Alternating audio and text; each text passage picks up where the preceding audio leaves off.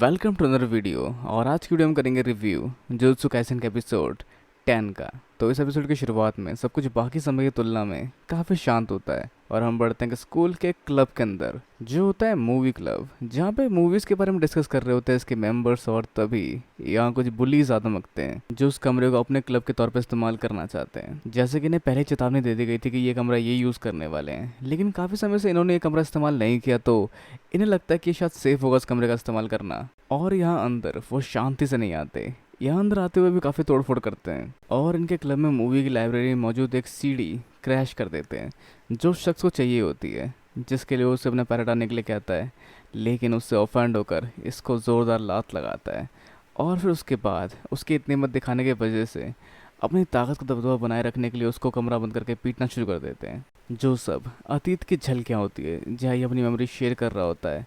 इस कर्ज के साथ। और अंदर ही अंदर ये परवाह और प्यार की डेफिनेशन को लेकर काफ़ी चिंतित है, जहाँ ये सच में सबके लिए काफ़ी हद तक काफ़ी अलग अलग होते हैं। पर आगे इस कन्वर्सेशन को आगे बढ़ाते हुए अब इंसान जहाँ वर्ड प्ले करते हैं, अलग अलग शब्दों की शब्दावली को इस्तेमाल करते हुए उसका अर्थ बदल के उसके अर्थ का अलग मायना अपने अपने हिसाब से लगा लेते हैं और चीज़ों का अपने अपने मायने में अलग अलग रहस्य अपने हिसाब से खोजने की कोशिश करते हैं। पर इन सब सवालों को रखकर परे ये दिखाता है अपना एक एक्सपेरिमेंट जो कि उसने किया है एक इंसान पे, जहाँ ये दो एक्सपेरिमेंट होते हैं। पहला कि एक इंसान को कितना बड़ा कर सकता है उसकी बॉडी को डिफॉर्म करके, और दूसरा इसके हाथ में कि कितना कंप्रेस करके छोटा कर सकता है एक इंसान की बॉडी को। ये जहाँ आज का एपिसोड इंसानी जज्बात और इंसानी हकीकत का आईना लग रहे हैं, जहाँ एक और बात सामने आती है कि इसने जो छोटे बड़े इंसानों को किया है, अगर ये इसकी मॉम होती, जहाँ सिर्फ इसकी मॉम ही है इसके साथ, तो ये इससे काफ़ी नफरत करता है। लेकिन कोई अनजान शख्स अगर मरा है तो इसे कोई फ़र्क नहीं पड़ता, क्योंकि नॉर्मली ऐसा ही होता है एक समाज में, जैसा इसके साथ भी होता है, जहाँ इसकी मदद करने कोई सामने नहीं आया। पर आगे ये कर्ज उसको मैनिपुलेट करने की कोशिश कर रहा है कि इंसानी जज्बात काफ़ी अलग होते हैं। दिल जैसी कोई चीज़ नहीं होती, ये इंसानी आत्माएं और रूह होती है जो उनको अलग अलग जज्बात महसूस करने के लिए उतावला करती है, और इसी आत्मा के आसपास से बॉडी के स्ट्रक्चर को बदल देता है अपने कर्ज के इस्तेमाल से। और ठीक उसी तरह से अगर तुम किसी से नफरत करते हो तो उसको मारने में कोई हर्ज नहीं होना चाहिए, जैसे सिखाता भी इस इंसान को। तो समय बीत चुका है और अब बढ़ते हैं आगे, जहाँ तदोरी घात लगाया देख रहा है इस लड़के को कि कहाँ जा रहा है, क्योंकि ये जुड़ा हुआ इस इंसिडेंट से जहाँ पर लोगों का डिफॉर्म होना शुरू हुआ था, जो एक कर्ज का काम हो सकता है। तो नहीं, ये 4th ग्रेड वाले कर्ज ऑब्जेक्ट का इस्तेमाल करना है, जहाँ इन्हें 3 केस मिल सकते हैं। पहला, ये इस कर्ज को नहीं भाप पाएगा पर इसमें से बचाना पड़ेगा। दूसरा, जहाँ इस कर्ज को भाप पाएगा लेकिन उसका कोई हमला नहीं कर पाएगा,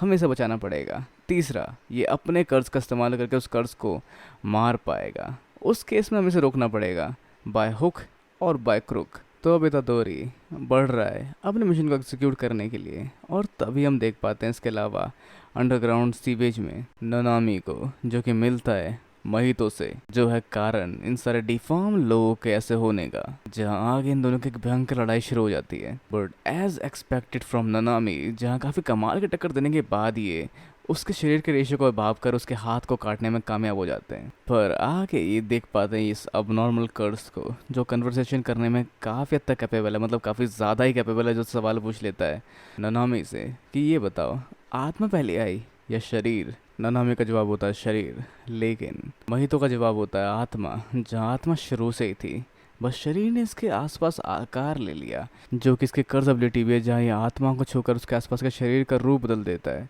और अपने हाथ में लिए होता है वो छोटे छोटे इंसानों को, जिसको कि अपने हिसाब से डिफॉर्म करके यूज़ कर सकता है एज अ वेपन, जो करना थोड़ा मुश्किल होता है, क्योंकि इंसानों को जब छोटा किया जाता है या फिर उनको डिफॉर्म किया जाता है, कुछ इंसान उस दौरान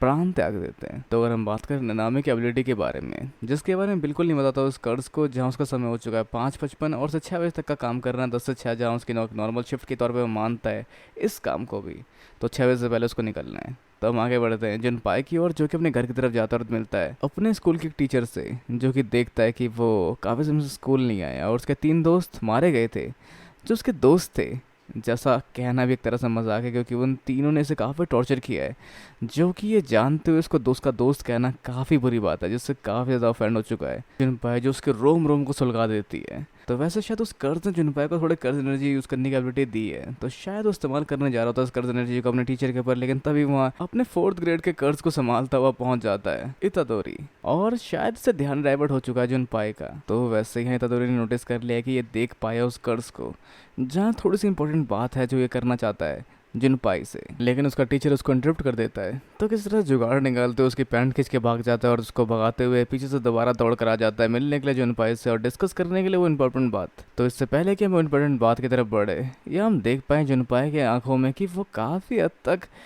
एक अलग पॉजिटिव वाइब फील कर पा रहा है इतादोरी के ऊपर से, क्योंकि वो उसकी दिल की बात समझ पाता है और उसे कह देता है कि तुम्हें शायद वो शख्स ज़्यादा पसंद नहीं था। तो आगे हम बढ़ते ननामी की फाइट की ओर, जहाँ वो लगातार इनके शेप को बदल के हमला कर रहा है ननामी के ऊपर। तो अगर हम सिंपली कहे तो ननामी 1st ग्रेड का सॉर्सियर है, जो एक कमाल का टेस्ट सब्जेक्ट हो सकता है इसके लिए, जहाँ ये अपने कर्ज का इस्तेमाल करने जा रहा होता है ननामी के ऊपर, लेकिन वो अपने ऊपर थोड़ी सी एनर्जी लगा कर रखता है कर्ज के, जिसकी वजह से वो प्रोटेक्ट हो जाता है इसके इस वार से, लेकिन ज़्यादा लंबे समय तक नहीं, ऐसा 2-3 बार शायद वो ना झेल पाए और उसके शरीर का